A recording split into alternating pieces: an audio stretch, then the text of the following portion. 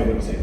What would make someone a doctor, right? I've been working in various organizations like All India Radio, dubbing, different colleges, go to different consultations. I have seen almost all kinds of doctors, I think. So, how can a dentist become a doctor?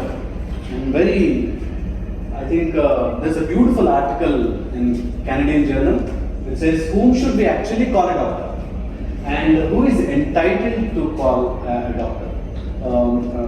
To start with, I would definitely say all dentists are doctors and all, there's no doubt about it. By this, I would come to medical doctor. Someone said medical doctor. Oh, I thought, nice. Then someone came up and said dental doctor. Then someone came Ayurvedic doctor, homeopathy doctor. These days, audiology doctor. And there's someone like chiropractic doctor and naturopathy doctor and self-medication doctor. So with this setup that these days everyone is a doctor. Whoever sees Google and learn, they are becoming doctors, their own doctors. So with this background, I will start today's session. How can a dentist become doctor? I would like to thank IDEA for this opportunity. Thank you, ma'am, for chairing the session. And let's proceed like this. Oral and maxillofacial surgery, when I finished, when I went to some party, I was introduced to someone like, he's a doctor. Then the person asked me, where did you do your MBBS from? I said, I'm BDS. Oh, dental. No. I said, maxillofacial surgeon. What is maxillofacial? They overact, no? Maxillofacial, I said, face fractures, jaw fractures, Oh, plastic surgeon. No, not plastic surgeon, I'm an oral and maxillofacial surgeon. Then they don't understand. Then they say, see, all face and all facial. Oh, facial. So I have these pimples on my face, can you treat it? So people are confused. People are super confused. By government degree, we are absolutely doctors, there's no doubt about it. And we get no discounts, but we work hard for 8 long years to get that degree. Now, I ran a quick survey of asking all the dentists, almost 400 plus dentists participated, and I asked them, when did you last time feel, yes, I'm a dentist, yes, I'm a dental doctor? When did you last time you felt that? So clinicians replied, when they saved someone's life, they felt like they are doctors. And that, I think all of you agree. And someone said, when I relieve patients' pain, I have highlighted that because that's most important for us today. And someone calls Doc Saab for everything. Doc Saab or Doc Saibani, whatever. And when you get a real appreciation for your work, and on Doctor's Day, definitely WhatsApp messages pour in. And some overactive patients who just call for doctor for anything. You yourself feel guilty, why did I become doctor? For everything, Doc Saab shall I say, Doc Saab shall I stand up? And all. And when you do charity, they really appreciate it. They'll give Dr. Ratna, Dr. Gambira, and all those names. So when you compare, I never compare anything to Western countries. I never compare anything to US or Australia or anything. But in India, there are different dentists, you see. Indian dentists are rich dentists and poor dentists. Who are super rich, they already have a lot of money, they just do dentists for passion. And there are poor dentists who really struggle hard and come up. And there are rich area dentists. If you see Jubilee Hills, Banjara Hills, Gachibowli and all, they talk only in lakhs and crores. And there are poor area dentists. अपने area में इतना ही देते, 2000 के crowd बनता, 500 का crowd बनता and all. And there are fearful dentists. They are afraid to at least come up and say I'm a dentist. And there are fearless dentists who would give PSA with one hand, who would do extractions without gloves.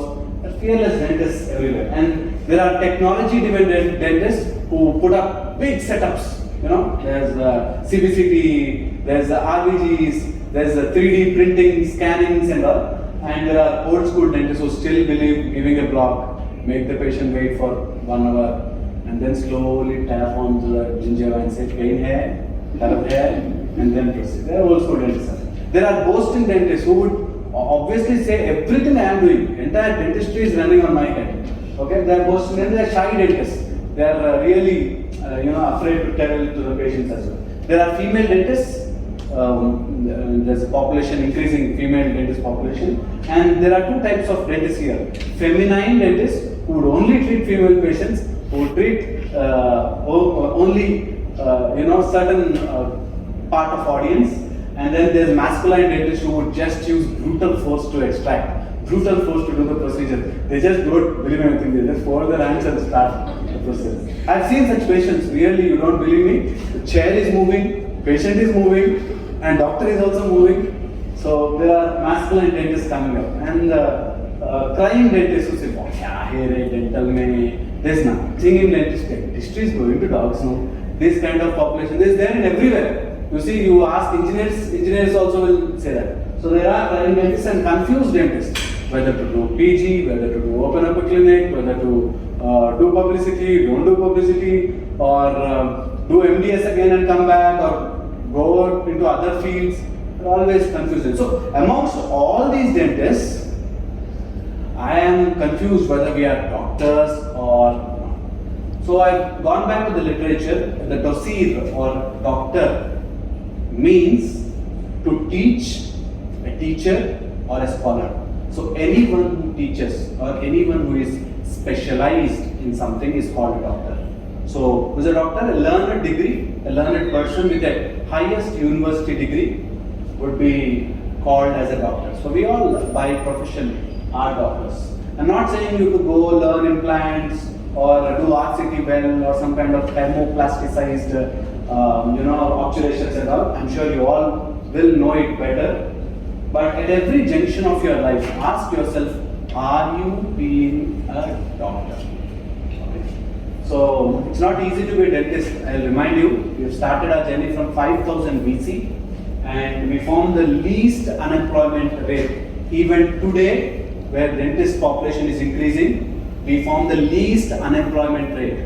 Okay? And dentists deal with the hardest enamel of the body and the smoothest, softest pulp in the body. So we deal such a beautiful organ in the body. And we are so amazing that during this pandemic, dentists have proved that we are amazing. Because we work in an area where everyone closed their mouth and we still worked in that area. So for that, I think we all are beautiful doctors. Because we work in a limited area, limited access, and there's one organ which is moving, like tongue. Patient don't move your tongue, then they will start moving their tongue. Okay, very difficult and high speed aeroter. We sit in weird chair positions. Although I have seen some doctors directly going into the mouth. Okay. So there are different things we do. And dentistry is stressful. It's both physical stress as well as mental stress. Hindustan Times have proposed this. There are still 57% of Indians who don't visit a dentist. So where do they go? Once they start coming in, we will be full-time working. 24 hours will not be sufficient for all the dentists. So where will the other 47 or 50%, 57% will go? If there is any dental problem, first thing they go is pharmacy, take a pill, or they go to this worm removal specialist. Put in this, and there will be worms all over the place. I personally went there. I have a video if anyone is interested to see. They will put and there's worms like that. And that fellow asked me to take that subject and specialize in it. So you should understand, there are worm removal, tooth removal, there are just in, if you can open your YouTube and see the extraction procedures in Punjab, there's one fellow who would take water, hit it in your mouth, and then the 4 people holding someone back, and this fellow will hold the tooth and pull it out. Okay? And yes, these things are happening now. Do you believe that? And some people put clove, some people do warm water wash. And there's always this question comes up. If I remove my tooth, will my eyesight will get disturbed? This question will come up forever in your life, you see. Okay? And teeth and brain issues. Daan nikalo, my brain will be, and that too we have as a maxillofacial surgeon, I get this wisdom tooth nikal de to wisdom kaha jata sa. And they would think that's the greatest joke. And then I'm like, Okay, so there are different types of patients who would feel why I should reveal my medical history to a dentist. After all, dentist hai, so why should I tell my BP, my hypertension or my diabetes status? Why should I tell him, right? And the other patient is the second category patient who would start from 1942. How did this in a bike, sir? My wife was very angry. She hit me from back. After that, in 1960, I went to a party. There I ate sweets, sir. I am asking what happened now. He would go to 1942 and tell entire story. Then, sir, I got into real estate, sir. And that real estate did not. No, I'm asking what happened to your dental problem. So these people will keep coming to you. Okay. One, they don't reveal. They just don't open their mouth. The other is whatever they do. For simple act also, they will make this big and tell. If I ask you how did you post a letter, I wrote a letter, closed it, posted it, right? There are people in the second category. I wrote, I took a pen, I took a paper, then I wrote, then I did, then I put it down. All the story they will tell. It's just like I posted a letter, right? That simple kind of patients. So what makes a dentist doctor? Hope with this background you are all with me. What makes a dentist a doctor? Right? First is clinical management. These are very important. This is not a motivational class. This is not something to boost your energy. This is very, very important. This lecture would help you throughout your life if you are practicing. Okay? Clinical management, pain management, emergency management, and TMT. That is, if you are a dentist, if you don't understand that you are treating a patient who has teeth, which is a complex maxillomandibular and temporomandibular joint, if you don't understand this, I feel you are not dentists, you are not doctors as well, right? So first thing is clinical management. So who will be called a doctor? If some patient comes to your clinic, you should be in a position to become a doctor to them, right? First thing is they will see your clinic, right? And that is always in clinic have good equipment, always in clinic follow sterilization no matter what. I've seen this in so many clinics. If some instrument falls down, they'll say here and there, then pick it up. Okay? Just don't do that. Just don't do that. Even though that takes 2 hours time, even though you lose an implant case, just don't do that. Okay? And always patient first. There is no controversy in this. If you put your patient first, you are always considered as a good doctor. And access to the nearby hospital, you always have access to nearby hospital. What if something goes wrong? Where will my staff, where will my team, or where will my doctors go and approach? This is very, very important. Then the next is diagnosing the right disease. Diagnosis forms the major part. If you don't diagnose it, don't treat it. If you don't understand, कुछ तो करेंगे, पहले scaling करके देखेंगे. Don't do this. Don't do this to any patient. If you are not understanding, don't do it. Right? Next, guiding to the right specialist, always important. And maintain records. I tell this always to all my consultants, all my wherever I go to the hospitals. Be ready to give IMID. If you don't know, practice from today. IMID will save your day one day. Okay? And check them this at leisure. If you are opening up a clinic, do not do any treatment in urgency. Do not do any treatment. Okay? Without any details. Just start telling a patient ko bitayenge. Don't do that. Okay? Heavy work that comes out of blue. Patient came with a small cavity. Then you see the missing teeth and all. Don't try to tell everything at a time. Don't do that. Okay? Next is genes that are good to be true. Don't ever do that. And diagnose a lot of procedures without prior consent. Patient came with one missing tooth or one mobile tooth. Don't tell entire history. For that, what you can actually do is, this is your chief complaint, this is the solution, and we have other procedures too, right? And when I went through this, preparing for this lecture, I went to actually Indian Penal Code sections. Actually, those cases on dentists, those legal cases on dentists, which dentists lost actually. And when I went through that, the legal procedure said, if you show an X-ray to the patient, explained it to the patient, and patient signed, you can never be guilty. You can never be guilty. You have to show X-ray to the patient. You don't get into conclusions. show it to the patients. Very important. Next is, these two things you may argue with me, but I do this. Okay? When dentists feel that dental clinic is like a spa, lounge, or business shop and all, I just don't think that's right. And when dentists offers, Ashadam sale, Dasara sale, crowns and all, very, very hard to listen, but that's happening. And that's not wrong, but if you're doing that, don't expect to be a doctor. You can do, anyone can do anything, whatever they want. But don't expect to be a doctor if you're running a Dasara sale or Ashadam sale. Very important. And how are you planning to take care of dental patients? Suppose a patient comes to your clinic with a mental disorder, with a mood disorder, with, there are some angry patients. You should have a comprehensive plan for it. And HIV or immunocompromised patients. There's a beautiful article if you want to go through. No mental health without oral health, right? If your oral health is bad, you are really disturbed mentally. And this thing, I want all of you to remember, spread this. If people don't listen to my lectures also okay, but this thing I want you to, as a dentist, forms your responsibility to inform everyone. All white liquids to be demarcated separately. These days, if you see that Bangalore case, right, that lady, these things happen because you don't understand. This is saline, this is monomer, this is local anesthesia, this is hypo. All look same white liquid. All look same white liquid. So do not inject anything which you are not drawing. Do not inject anything. Make this point, make this as a blind rule.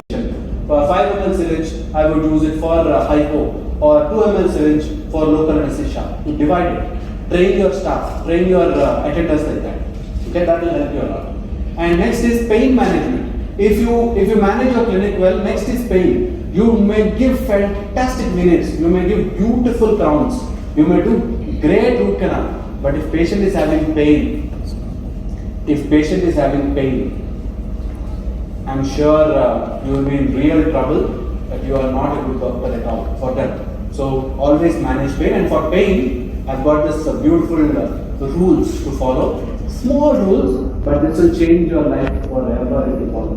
What is pain? Pain is and you pick up a bucket, right? That's because your breathing can almost eliminate pain. So breathe. And pain has this dual nature. Suppose you are in holy festival celebrations, be patient, people will throw you, people will hit you, you will not have anything. When you go home and when you take bath, then you realize, pain here. Because pain is always dual nature. And what you can do to eliminate pain? Because pain, if you can eliminate, you are like gods to patients. You are like really gods to patients.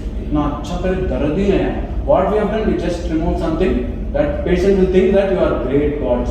And that's true. Pain, if you can eliminate, you are gods. Right? Preoperative, how can you eliminate? First, identify who will be painful patients. Emotionally disturbed, as I told you. Chronic health issues like headaches, migraine, fibromyalgia, and arthritis, don't try to touch them unnecessarily.